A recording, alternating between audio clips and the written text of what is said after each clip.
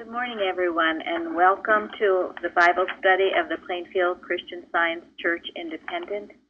Today is Saturday, November 26, 2016, and our moderator today is Amanda from Missouri.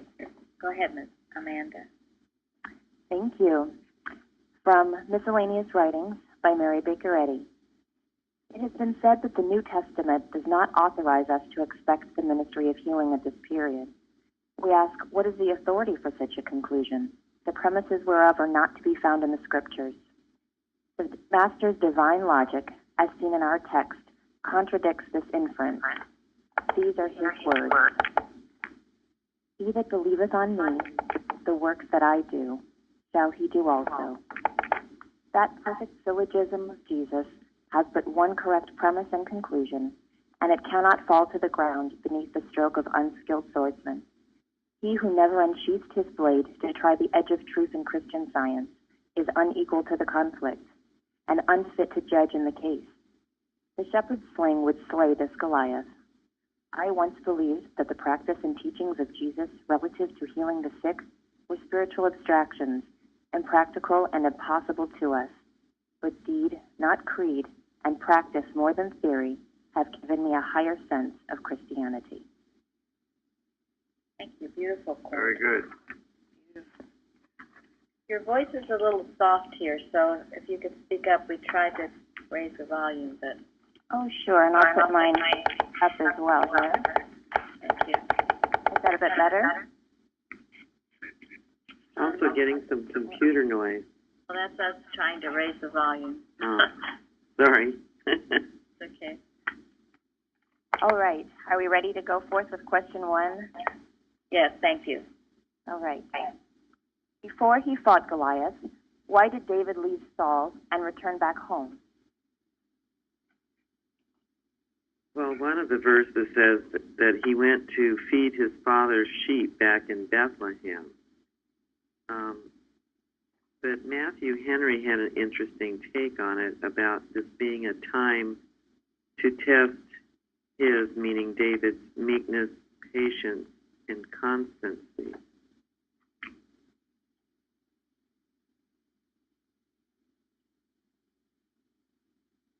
you. As we know, the battle was set in array on both sides. So the men were out there. They can't leave the home front undefended either. David went back to do his duty there.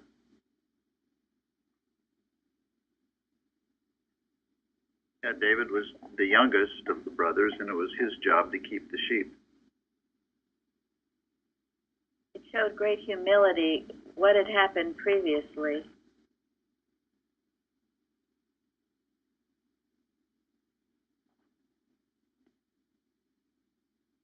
So he had been called to be the harp player.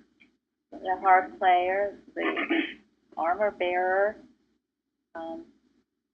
What had gone on with Saul? Why did he need a harp player? Let an envy eat him up. Yes. No, it's an important point. He had, at one time, Saul, he had been chosen by God.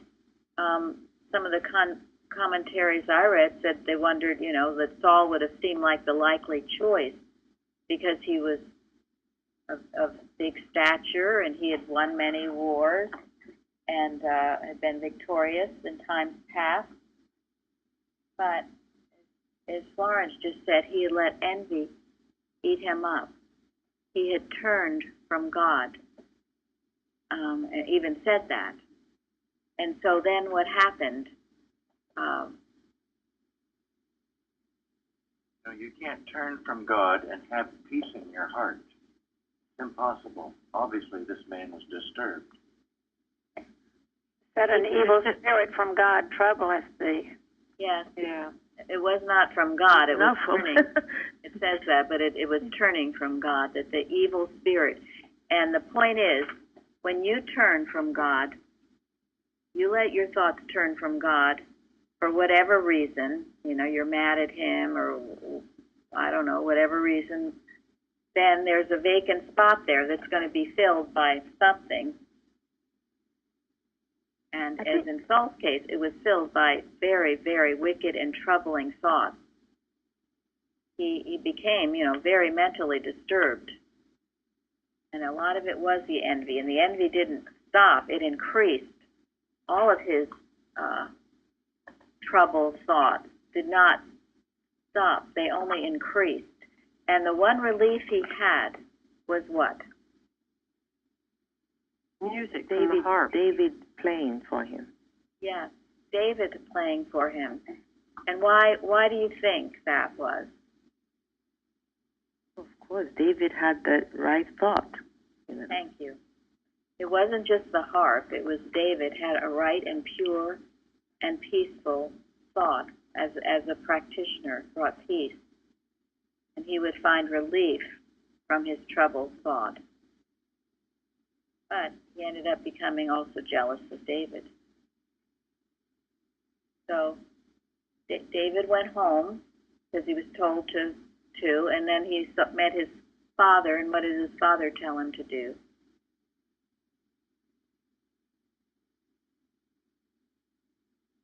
It took a lot of... Go ahead, I'm sorry. Go ahead, Father, Charlie. Father told him to take food back to the army.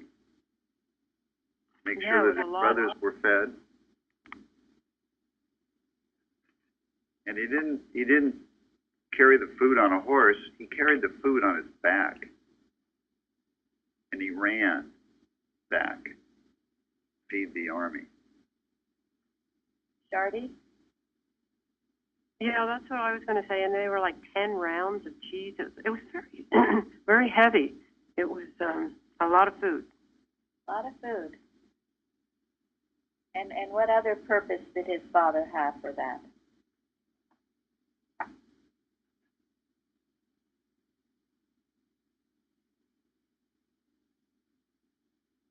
Well, his father wanted him to check up and see what was going on. Check up on the sons and The everyone. son. Make sure the brothers were okay. So it showed too in the commentaries, David was really young. I mean, I think his oldest brothers were just in their early 20s, and he was the youngest. So he was a youth. and so what did his oldest brother say when he got there? He was accusing David of just wanting to see what the battle was doing. Right? That he was...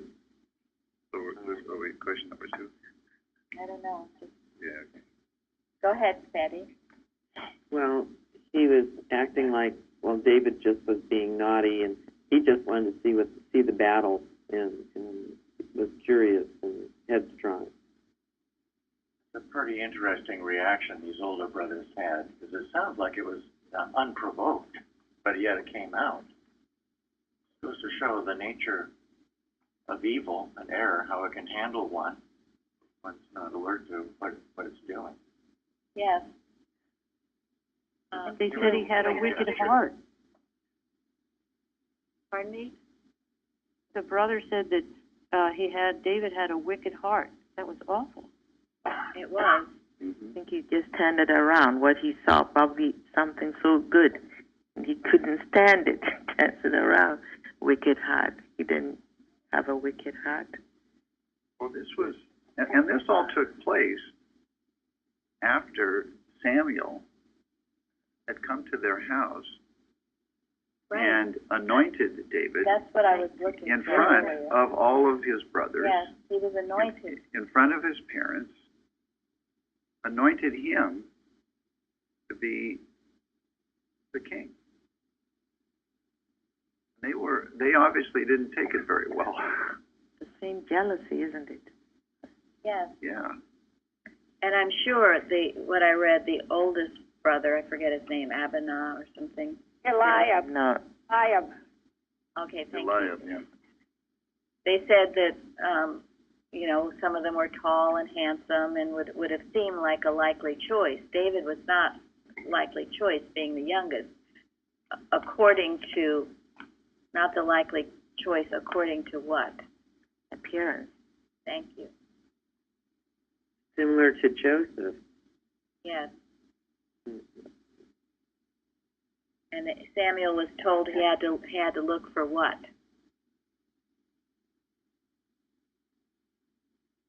It's the heart.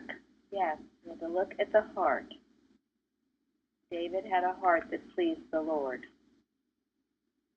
I'm building up to some things because I found a really good article by Charles Spurgeon, and it's called "The Lion Slayer and the Giant Killer." And what he brings out in this article, and I'm going to mention it and also quote from it, is that the real giant that David had to face was the carnal mind, this resistance. He met it on every front. Spurgeon makes the point that the real giant was actually killing the Goliath was the easy part. It was getting past all the naysayers, all the carnal mind that said he couldn't do it. And in thinking about it, I think that's very true. And it's true, and it's something that we will be able to use in our own experience, because that's what these Bible classes should do. They should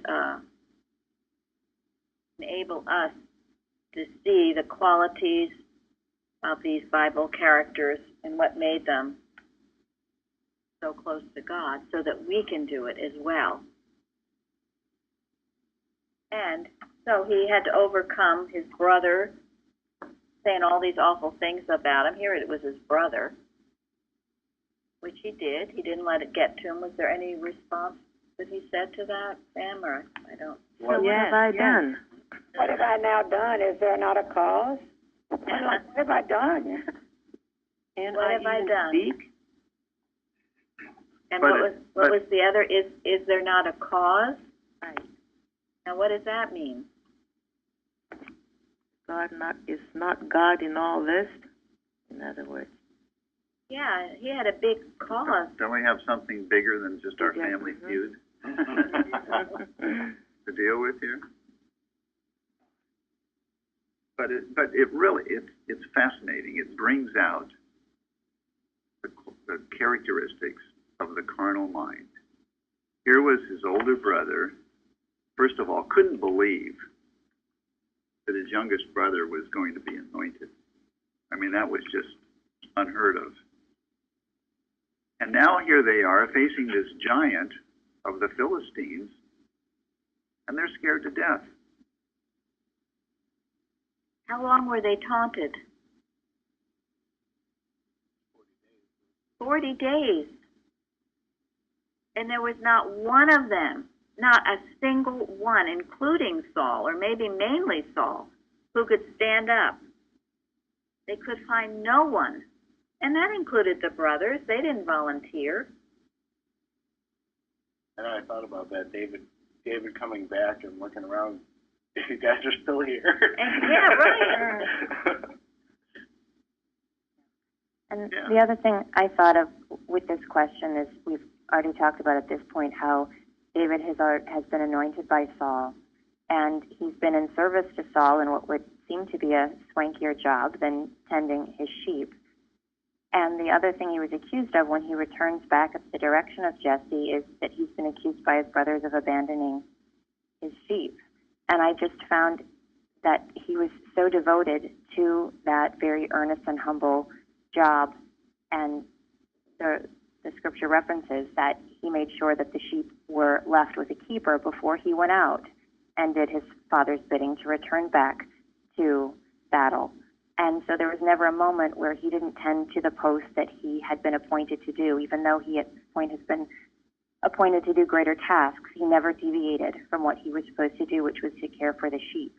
And he'd already shown his prowess, or his fierceness, it seems, with fighting the lion and the bear. I'm presuming this happened by that point, but yet he was still willing to go wherever he was directed. It's a very important point that he was such a good shepherd and watched over his flock. And even at this, he made sure they were taken care of. What does the Bible say? If you are faithful over a few things, I'll make you ruler over many. Over many. Yeah. I don't care what your station in life is right now. You should be faithful to it, whatever it is, and do it for the glory of God. God does the promoting. If you ever are promoted or not, you should.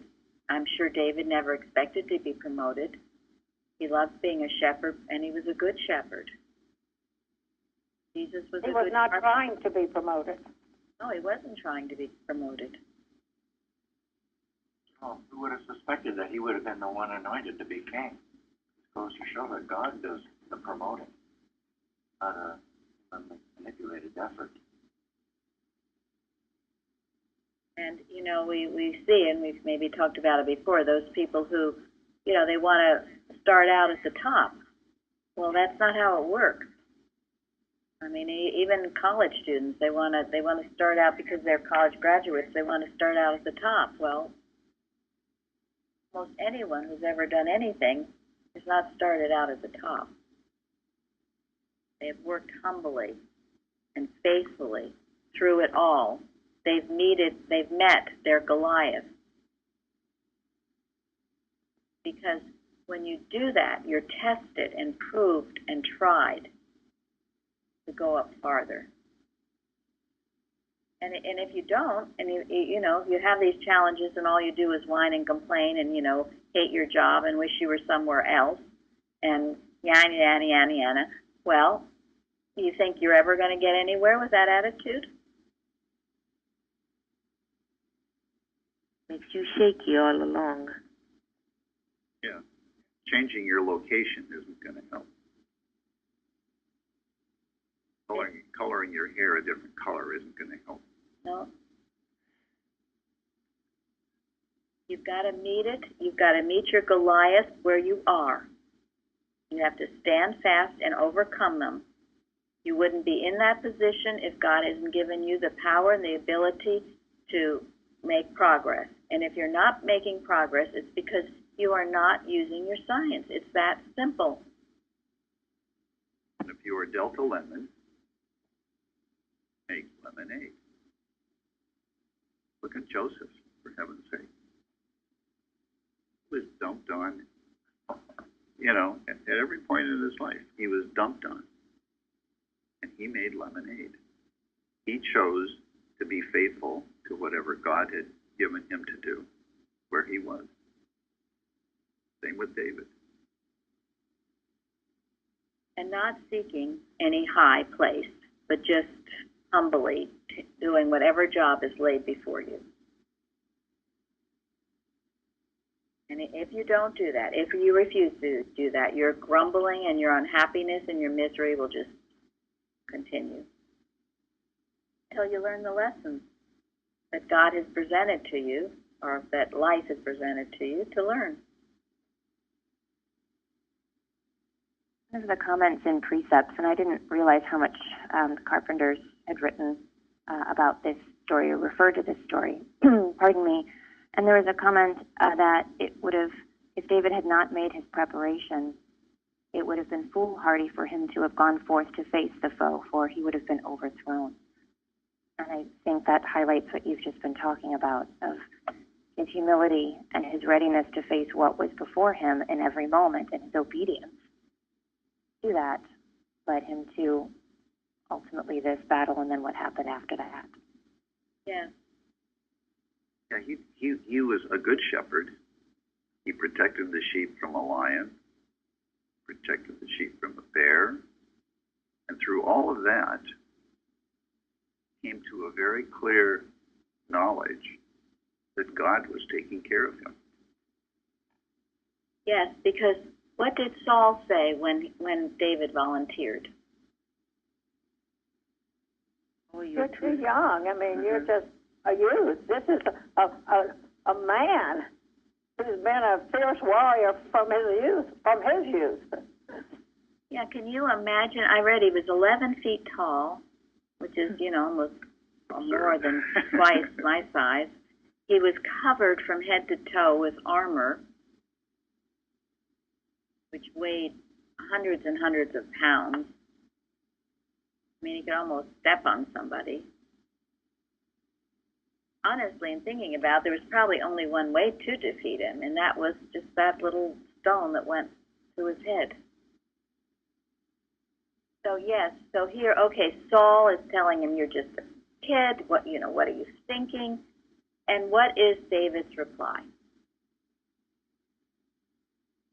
Talked about it, but I want to talk about it again. He said that he killed a bear and a lion, and God would be with him. Thank you. Now, in this Spurgeon article, he says that there are 3 things that David did in meeting the carnal mind. First it was with his brothers, then with Saul, and the 3 things were, first one was recollection, the second is reasoning, and the third was resolve. Now, the recollection. In your life, all of you must have had some victories.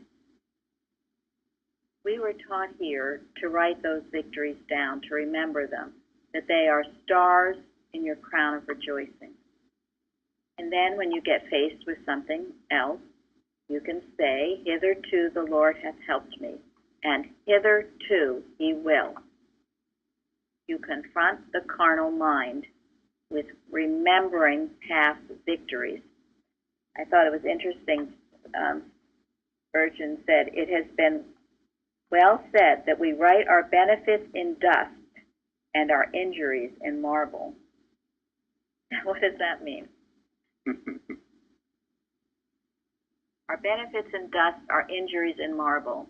Well, you seem to remember everything that's gone wrong, and that seems to be foremost in your thought. I mean, you have victories, and then something else comes up, and it just kind of wipes out the good that's already been done.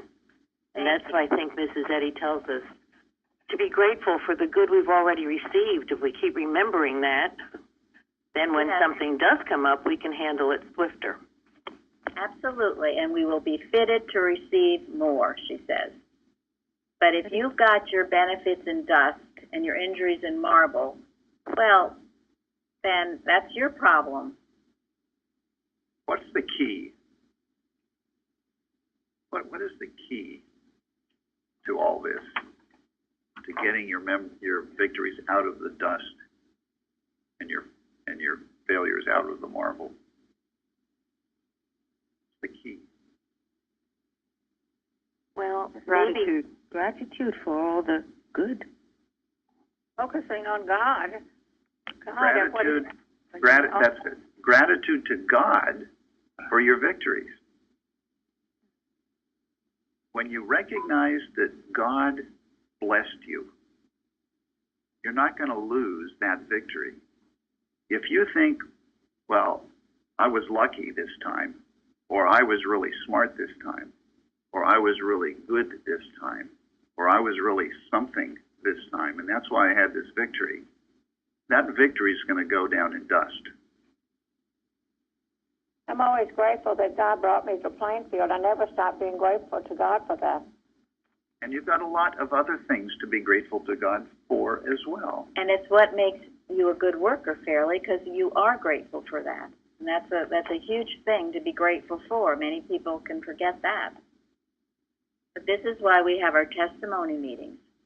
So these recollections, and it said David also recollected that he faced the bear and the lion. Did he have a lot of people with him? No. No, faced it alone. He recollected that. He did it for one sheep. Yeah. He did it out of love for his sheep.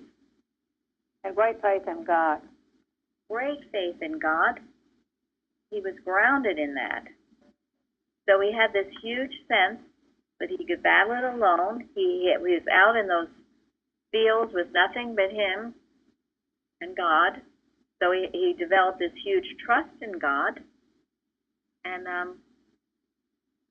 he said, did he go ask a committee of lion slayers or bear trappers how to do this?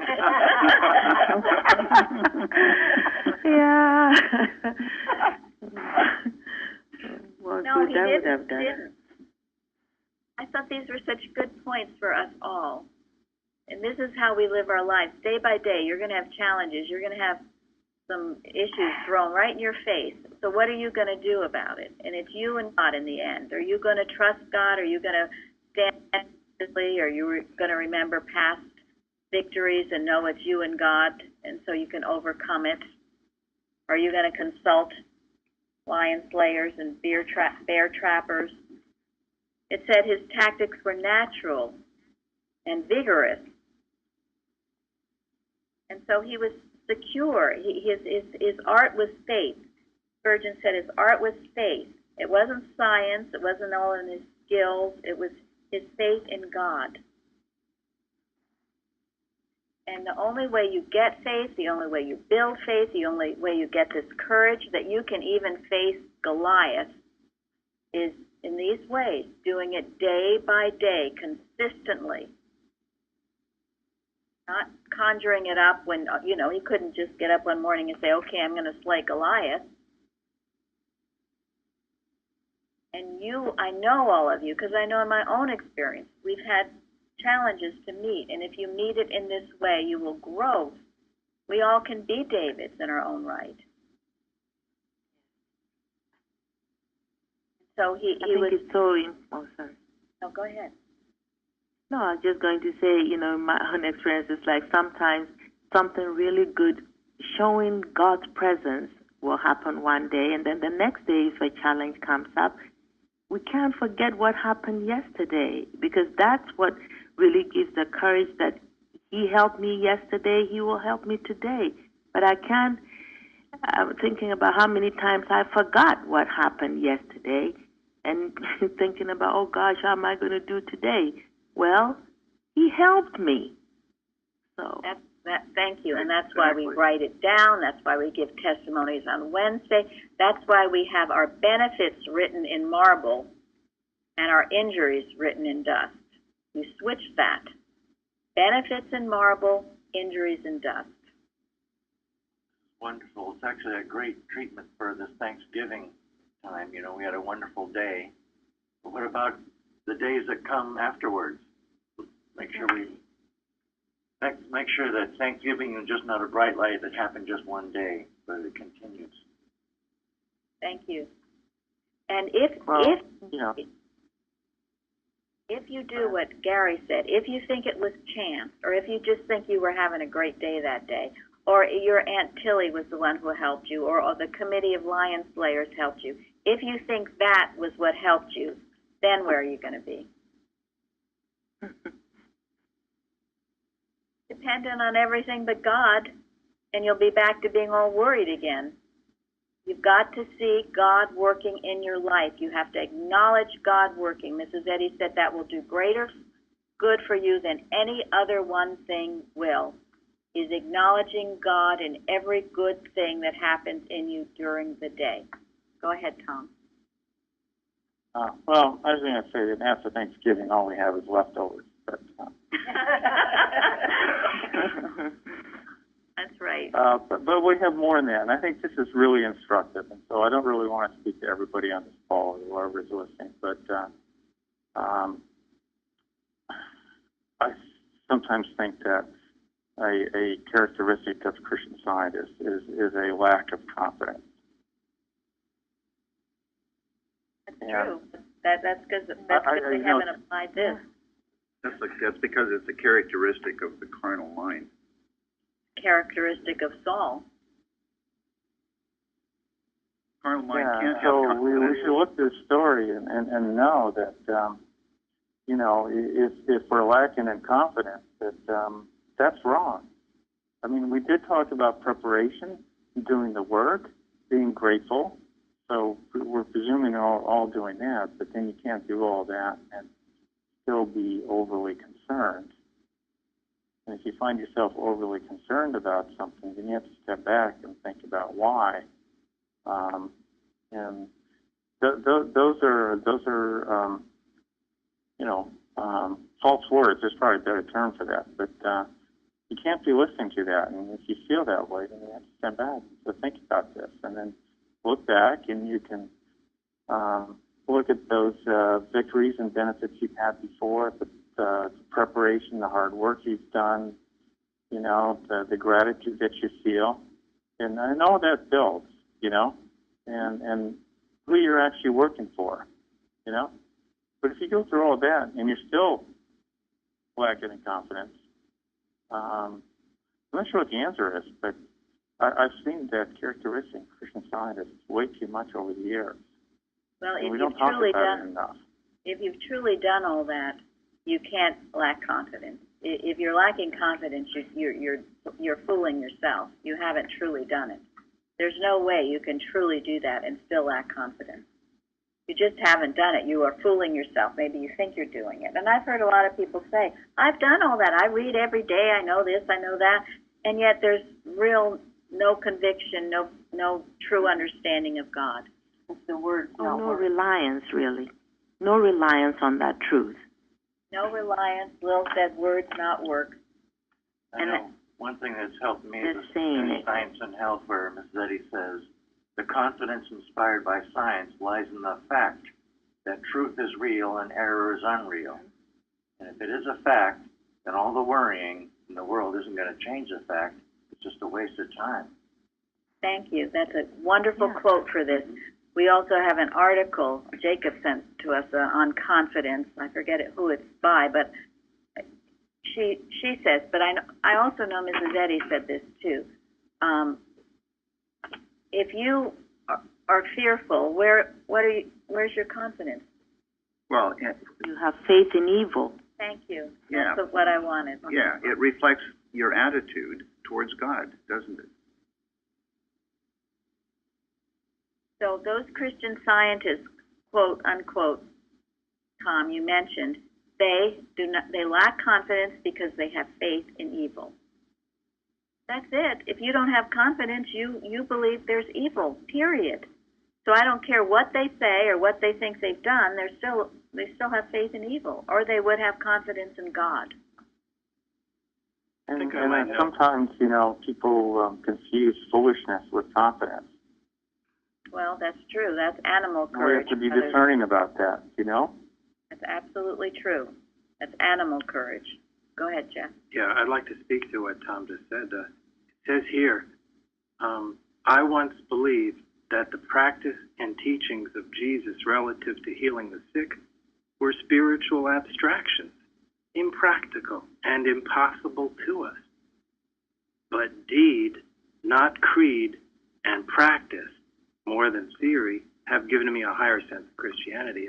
What that means to me is I got to get out there and do things in deed, not just in theory, and practice them, demonstrate them, in order to get that confidence by doing, not just thinking about it all the time. Thank you. Reading about it. Absolutely true. Got to do it. And even if at first the results don't seem to come, that doesn't mean that you failed or that it's not working. You have to exercise patience. Patience must have what? Perfect work. Yes. These are why we remember these quotes. So the first was this recollection, recognizing it all, seeing what God has done. You know, another thing David could have done, he could have said, okay, well, I did that then, but I was, you know, stronger, younger, or whatever then, so, but I can't do it now. How many people do that? No, that I can't do it anymore. I've gotten too old. Of course, he wasn't very old, but still. Or this giant's much bigger than the bear and the lion. Exactly. Which goes into the next one, which is reasoning. Okay, we have recollection, reasoning. The reasoning is, I did it once, I can what? Do it again. Again. Yes. And also knowing it wasn't you that did it, but whom? God. That's the main key. That's where the confidence lies.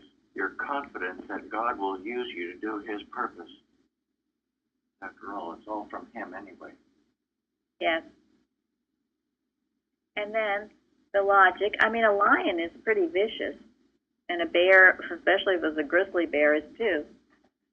And this Charles Spurgeon said he saw this Goliath just as another beast, another form of error, if you will. Just another form of error. Be it big, small, whatever shape it takes. I mean, the carnal mind is beastly. And that's how we must confront error. You know, someone once said that whether it's a cancer or a pimple, it's all error. If you put it all as error. You do not say, oh, that error is so much bigger than this error. Right? If you have the understanding that it's animal magnetism, that it's a mesmerism, then you are not impressed of whether it calls itself a war or a family feud. I think this line from Precepts. Go ahead. Go ahead, Bruce. This whole incident was just to, the mesmerism you're talking about was it. Because if it had gone on for 40 days, it would have gone on for years and years if somebody didn't step in and break the mesmerism. Yes. And that's another point. Error is a bully. It'll say, that's part of the technique, isn't it? What are the techniques of warfare or even sports? What do they do? Psyching each other out? Yeah. Yeah. I know I had read before that Russia, after the fall of, or the Cold War was done, we found out that Russia would put on these big fake things, like with these fake missiles, showing them all around. So it made us think they had all kinds of stuff. And they actually did not have anything like that. They just were using misinformation. So. Thank you. And that is true. We've talked about it at Hitler with false propaganda, advertising. He would, things would be on the news, look like things were happening, that they're not happening. That is absolutely what's going on today. That's why you can't trust a lot of the media. It's propaganda. You have to use your spiritual sense. Unfortunately so. It will psych you out. I used to think about, the Indians, how they knew surprise attacks, Indian war paint, all the yelling, and, that would be terrifying at night or whenever. And it would get you so afraid even before you started to fight yourself. That's the nature of it, to terrify you. But because David was so strong in the Lord, he had proved and he recollected all that he'd done. Then he reasoned, God help me in all those instances. My goodness, he tossed a bear and a lion and been faithful in all those deeds that God would help him again. And he wasn't impressed with the picture. That's why when he gave his reasons to Saul, why he felt he could do this, it reminded me of Jesus telling John, his disciples, what to tell John, that it was the work. Thank you. The great parallel. It was the works. And it was a modest way to say it. He didn't say, oh, I can do it, I'm fine, I can do it. He said what his works were. And he also didn't say, you shouldn't be afraid, Saul. He said no one should be afraid. But his understanding of God was so deep. And apply this to you and your problems. This is how we all become the Davids to meet our own Goliaths, because we have them. They call themselves many different names, but we have our Goliaths. So that was his reasoning, that God did it for him once, he could do it again, that this was just another wild beast, another shape. And also, and this is very, very key, what did he know about Goliath?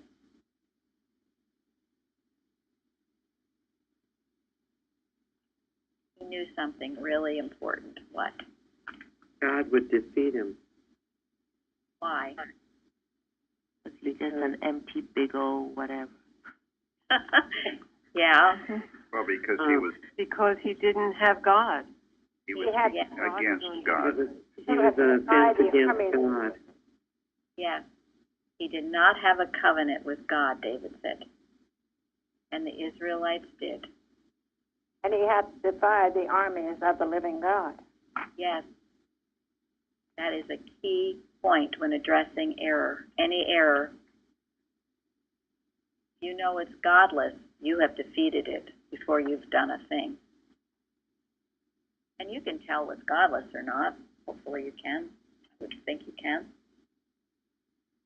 Yeah, David recognized this. This wasn't just a battle between two groups of people. This was an army that was trying to defy God. And Saul didn't understand it because he offered David this armor and put on this helmet of brass and coat of mail. And David said, I haven't proved this. And he took it off and wouldn't use it. Yeah, they were all in the human mind. They all saw this as a human battle. They were impressed with the picture. They were so impressed that they didn't realize that they were just being taunted by these guys day after day after day. And they were taunting them. They weren't even fighting them. Yeah. I mean, after a while, you got to call the guy's bluff, right? But they didn't even have the wisdom or the courage. Well, it was the courage because they were terrified. And as far as the armor, that's a good point. Now, that means, what does that mean, not to put on Saul's armor? What does that mean to us?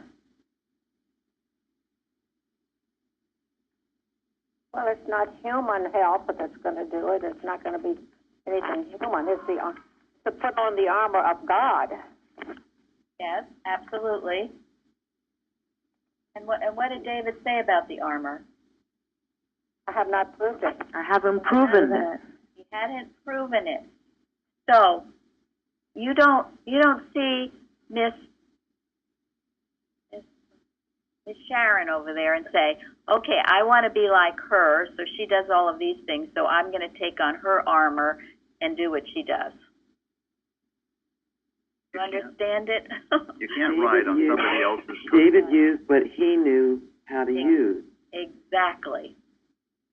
I think the point But is I think it all bragging about doing things when you really haven't proven you can do them. No bragging. Absolutely. You're Well, setting yourself up for something. and you can't rely on somebody else's demonstration. Thank you. You can't rely on your parents' demonstration or your practitioner's demonstration. But this is why I think that even if, the Lord is my shepherd, I shall not want. It's what is really in your heart. You really trust that and have faith in that and rely on that. You can use that instead of, there's no formula anyway of some long treatment or anything like that for you to use. So whatever you've proven can be used again. Yes. This is about you, your confidence, which you've built on. You can't take, as Gary said, someone else's demonstration and think you can use that. You be what God made you. That's all you can ever be, and you build on that. So refreshing to be what God made you. That's why when I sometimes, and I used to be this way, I would see, and I sometimes still see it, I call them Boston-y scientists. They try to be something they are not. They try to project this perfect image. They try to be whatever they think they are supposed to be, and they are not.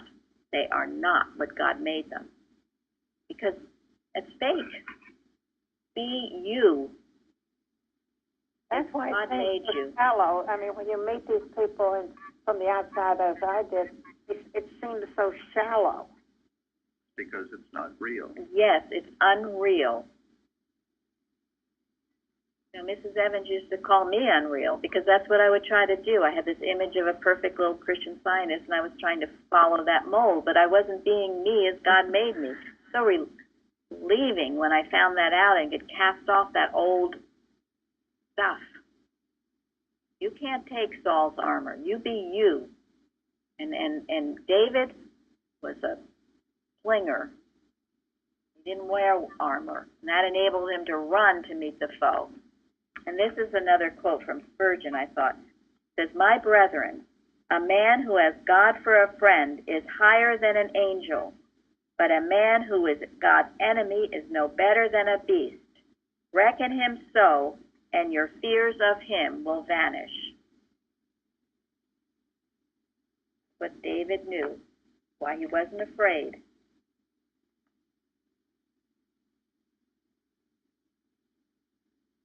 So there was a quote in Precepts that had spoken to that of when you're confronted by a Goliath of error disease, the correctness of your mental attitude is detected in the weapon that you choose.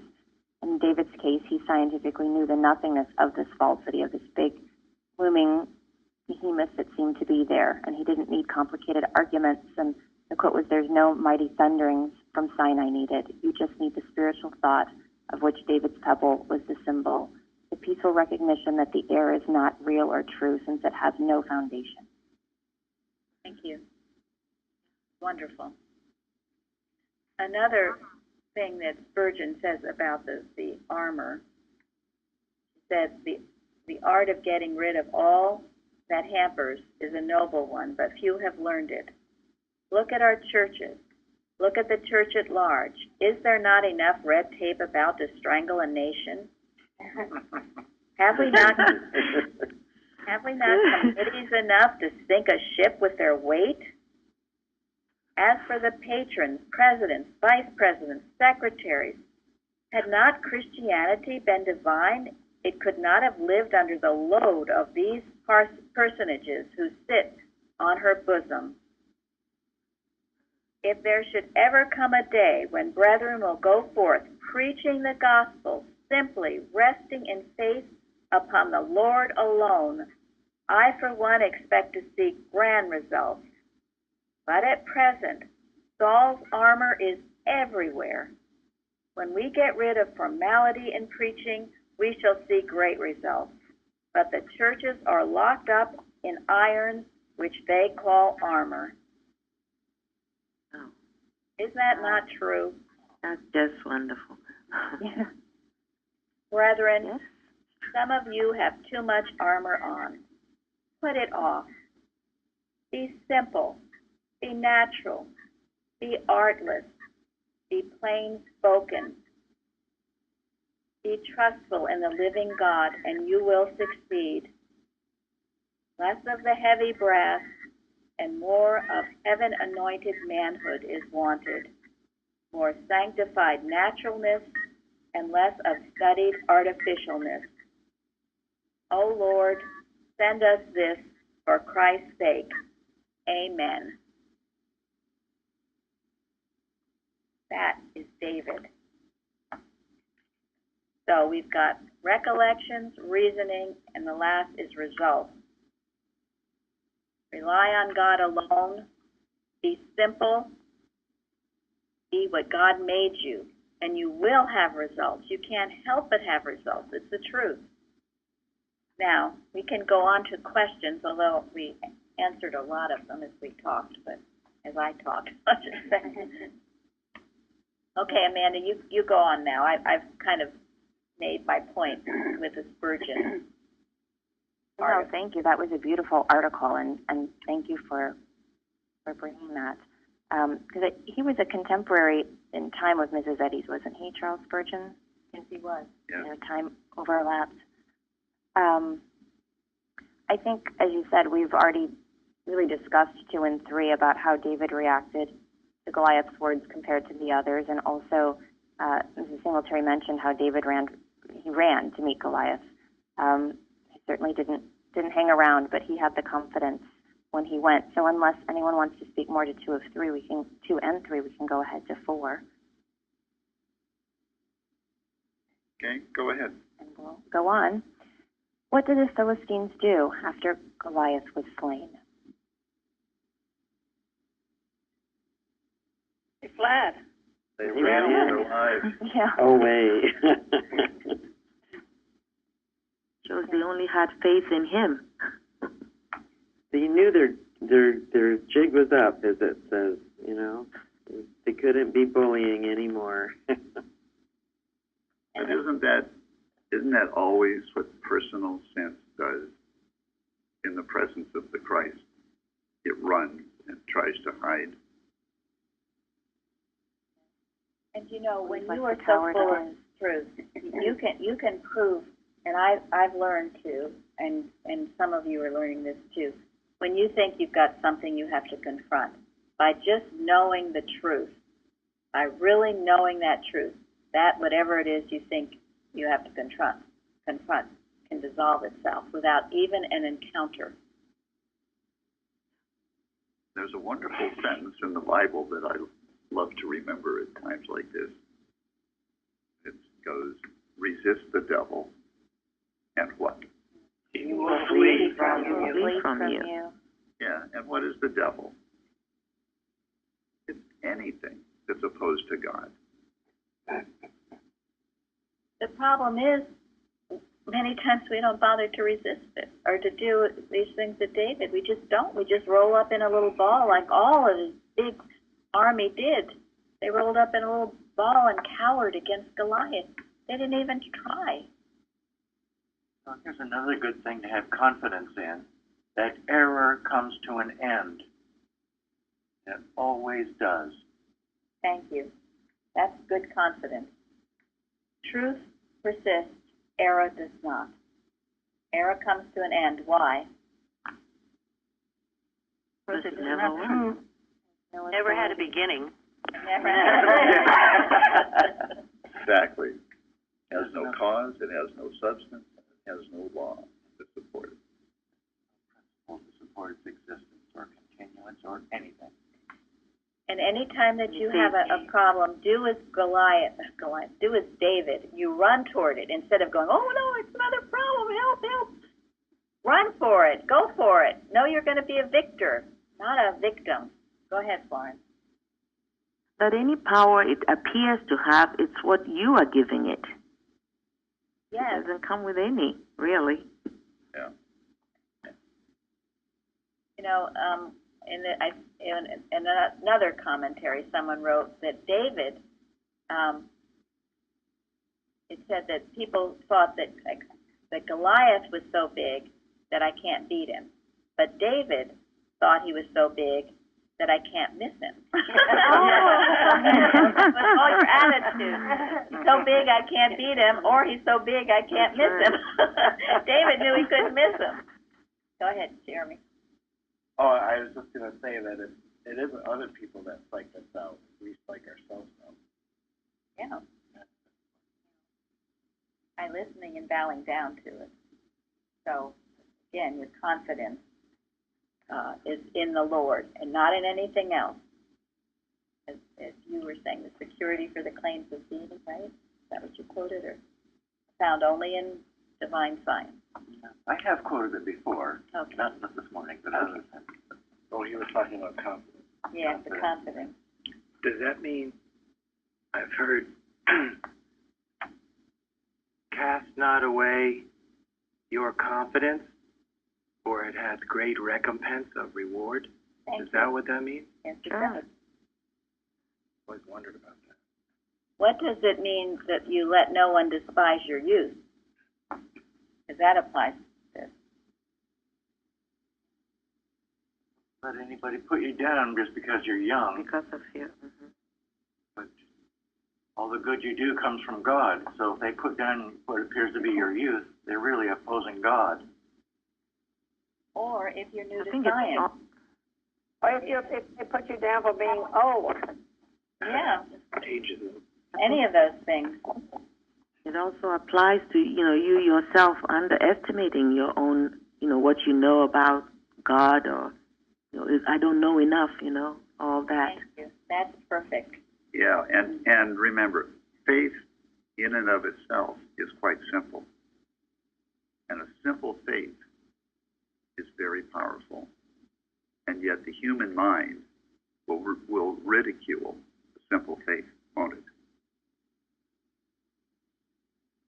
Don't ridicule it in yourself, and don't let anybody else ridicule it in you. And if you're always saying, oh, I can't do it, I don't have enough faith, well, what's going to happen? No, you're not going to make any progress. You've got to start somewhere, so dig in and start. Take the mustard seed of faith you have and go with that. Because that's just a ploy of the devil, and I hear that too. And I used to think it. I'm sure. Oh, I'm no good. I'm new to this. I don't understand. I don't get it. So you never do a darn thing. It's just a big fat excuse. So don't go with that one. Okay, go ahead, Amanda. Thank you. The other thing I was just remembering from some of the commentaries is we talked about Goliath. It's pretty hard to miss. You can't miss him. But some of the Goliaths that seem to come up and ones that we should really be alert for are the subtle ones. They're the ones that aren't standing 7 feet tall and 125 pounds of mail in front of us. They're the ones that are subtle, that are lurking, that if we're not doing our watches and we're not doing our daily work, can sneak up and come in and gain in our thought. And so to me that was an instructive commentary as well, is we have to guard on all fronts constantly. That which appears is whatever it is in the alarming form, but also the sneaky, subtle forms as well that would come in and get our back gaze while we're so busy looking at the front. Thank you. Very good. Very, very good. Line upon line, precept upon precept. You can't meet the bigger ones unless you've met the smaller ones. And there's nothing too small not to bring it to God. Thank you. How do you identify the subtle Goliaths?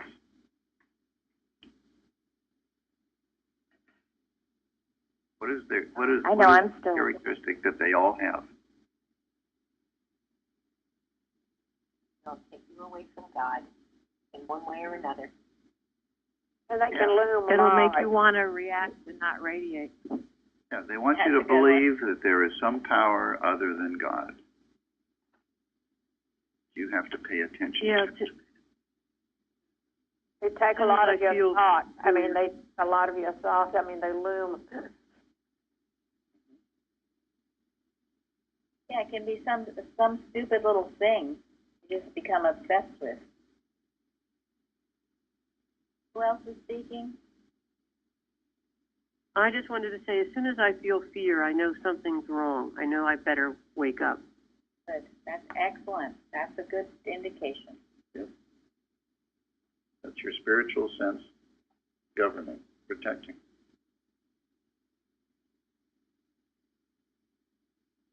Anybody else? Tom, did you want to say something on this?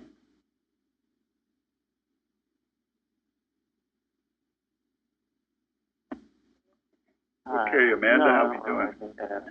Sorry. Well, great. Tom. We've got him. Oh, come back. Okay, go Well, ahead. if not, we've got a minute. We can quickly discuss 5 of was Goliath the only giant David had to face. No, I never knew this before today. Those passages. I didn't either. My goodness. Fine. Yeah. There were giants everywhere. Right. Well, and Goliath had sons, and they all tried they all tried too, right? Yeah, they did. And someone had said he took the 5 stones because he thought he might have to face the sons of Goliath. But, yeah, go ahead, Amanda. no, I had read that as well, and that speculated if he had the foresight at that point to know that there were others to face. And the readings, I did learn a lot about giants in the Bible, which was rather interesting. But in this case, he did. There were 4 others that were slain after Goliath, and he, at the time of the battle, I think it was the battle at Gob, and David at that time was faint, and it would seem didn't have the strength to do what he did with Goliath with these other 4. And so the other men that were with him were able to go forth and slay these other 4 remaining at the time giants. And so it was just interesting to me. So much focus is on this meeting with him and Goliath, and I didn't realize of the overall stage that had been set and the others that followed after this battle. It was very interesting. I didn't either. I thought that was a key point, that there were others who stepped up and slayed the giants. Mm-hmm. He gave confidence to others to do as he did. And it also shows you can never put your sword down, can you? He could have just said, oh, phew, that's it. Ah, done. Any kaput. It's also, if you truly have faith in God, He will protect you. When He couldn't, others did for Him. Yes. Thank you. Beautiful point. He couldn't, others did. And I was just thinking with the first Goliath, if Saul's army had just gone in and attacked him, he would have been dealt with. That's right. It's quite a magnificent story. And you know, in studying this, there are all these very beautiful statues of David, including the one by Michelangelo.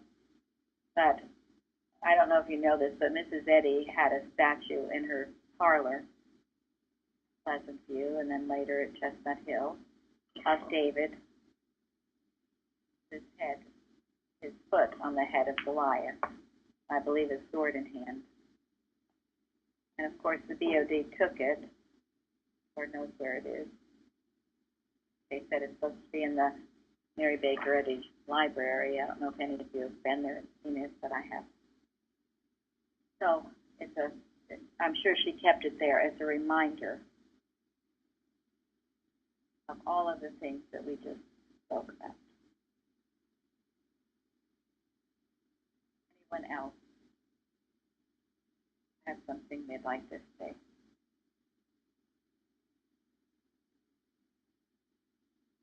I just like to. Amanda, it was wonderful to hear from you. It was a great I know, Amanda. Thank you for doing this on the. Thank you. Yes, thank you, Amanda. Thank you, Amanda. Great. Thank you for everyone's Amanda. comments. Thank you. Also, we need volunteers for next month. So. And I'm going to announce now that Christmas is on Sunday this year, Christmas Day.